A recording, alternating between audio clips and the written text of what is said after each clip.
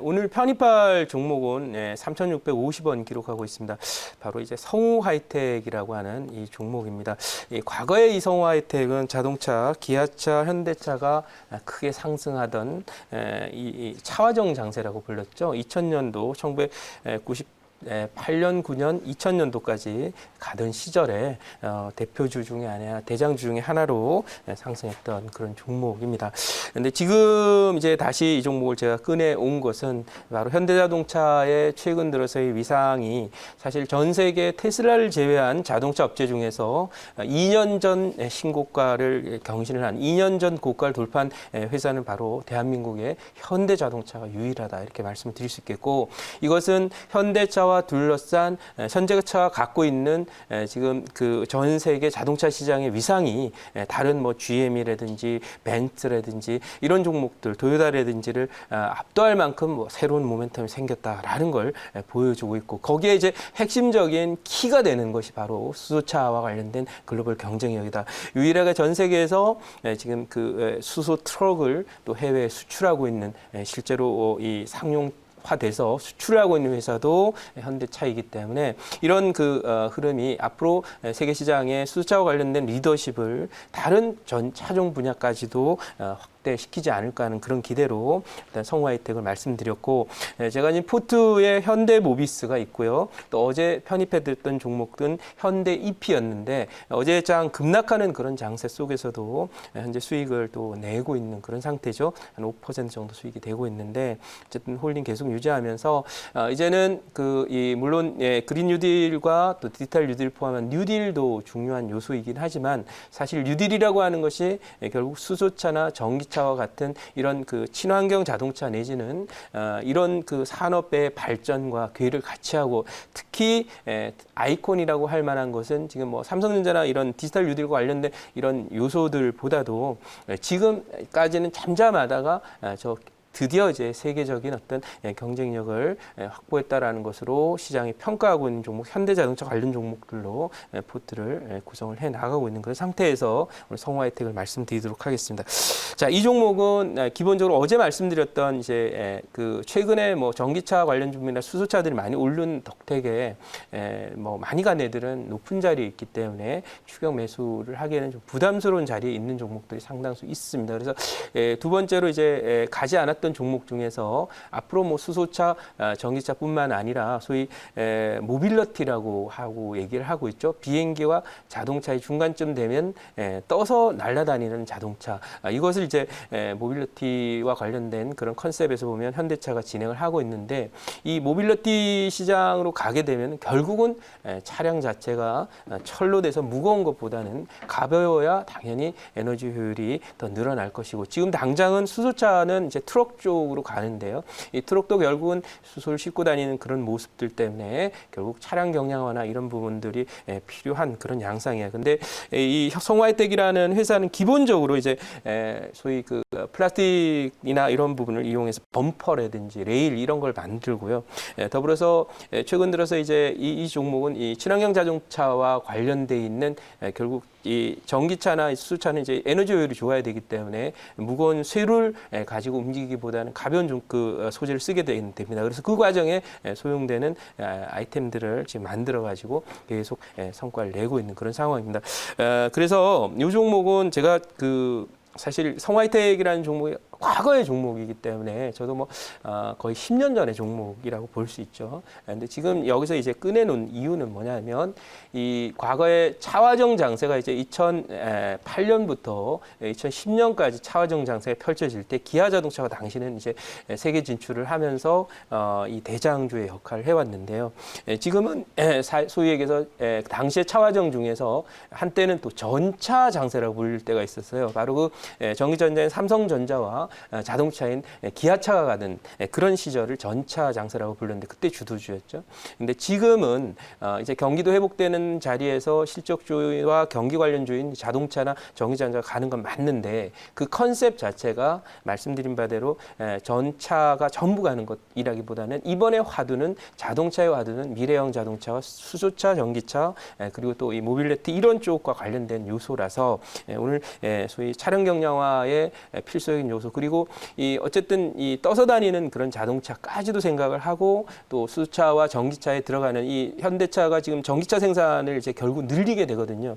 제가 굉장히 중요한 뉴스 하나를 소개를 드리면은 노르웨이에서 드디어 폭스바겐이 여러분들 신문지상에 보셨을 거라고 생각하는데 중요한 건 그 의미입니다. 테슬라를 제치고 네, 전기차 1위를 달성한 모습을 보였다라는 것입니다.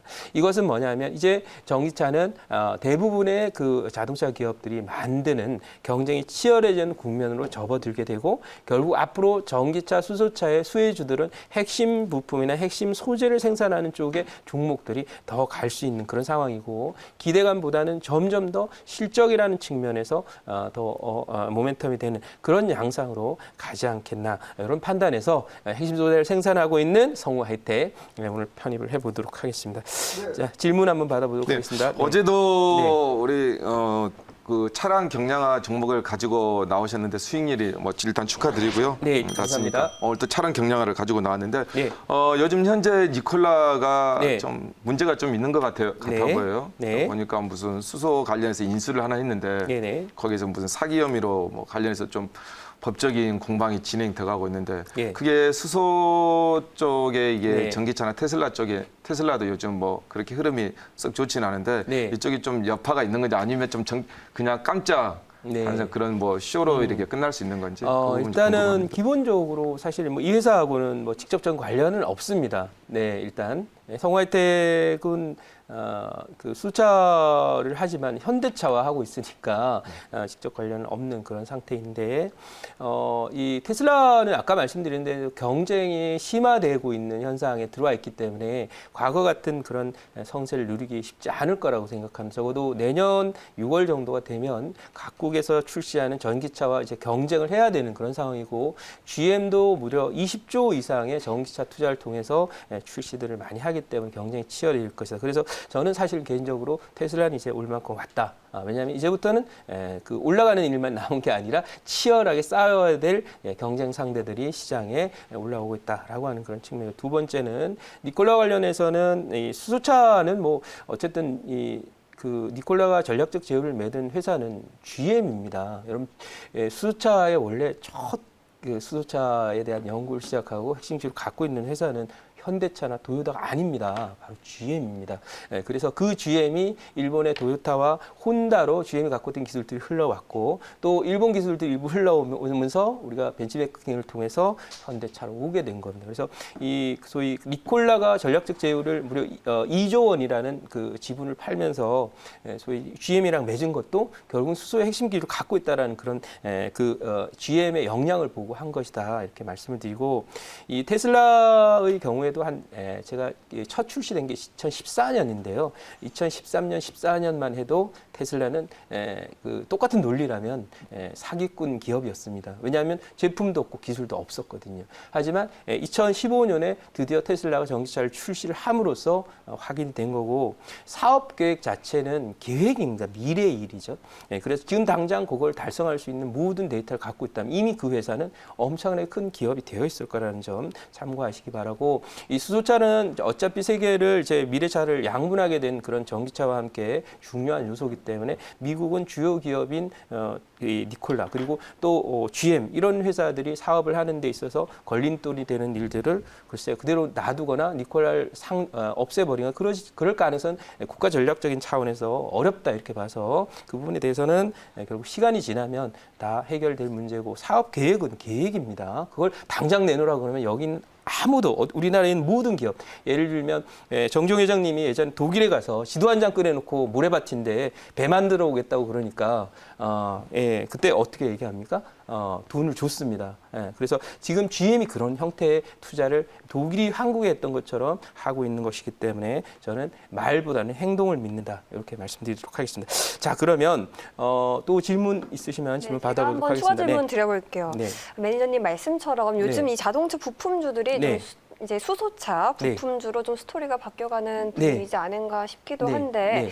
아직까지 제게 있어서 이 수소차는 되게 먼 미래같이 네. 느껴지기도 합니다. 그래서 네. 이제는 매니저님께서 아까 이제 기대감보다 실적이 기대된다고도 말씀하셨는데 그 근거가 정확하게 이제 있는 건지도 좀 일단은 질문드리고 지금 여기 싶어요. 그 말씀하신 대로 수소차가 일단 첫 수출이 시작이 됐습니다. 네. 2015년에 2014년이죠. 테슬라가 이 처음으로 그 제품을 내놨을 때하고 지금 비슷한 겁니다. 아, 네. 그러니까 실적이 당장 지금 많이 개선되는 건 아니지만 이 생산량이 늘어나야 실적이 좋아질 거거든요. 네. 지금 말씀드린 대로 이제 수소나 이제 전기차는 결국은 이제 그 연료 효율이 중요하기 때문에 네. 이 회사가 생산하고 있는 가벼운 자체 부품들 이런 것들을 사용할 수밖에 없다. 이런 네. 관점에서 실적이 수소차와 전기차 특히 아까 전기차 생산이 이제 현대가 내년 대량 생산에 나서거든요. 네. 그럼 거기에 들어가는 소재들이 많이 들어가니까 내년도에는 아마 실적이 많이 좋아지지 않을까 말씀드리도록 네. 하겠습니다. 자, 이 종목은 목표치는 4,500원, 손절가는 2,900원으로 말씀드리도록 하겠습니다. 네.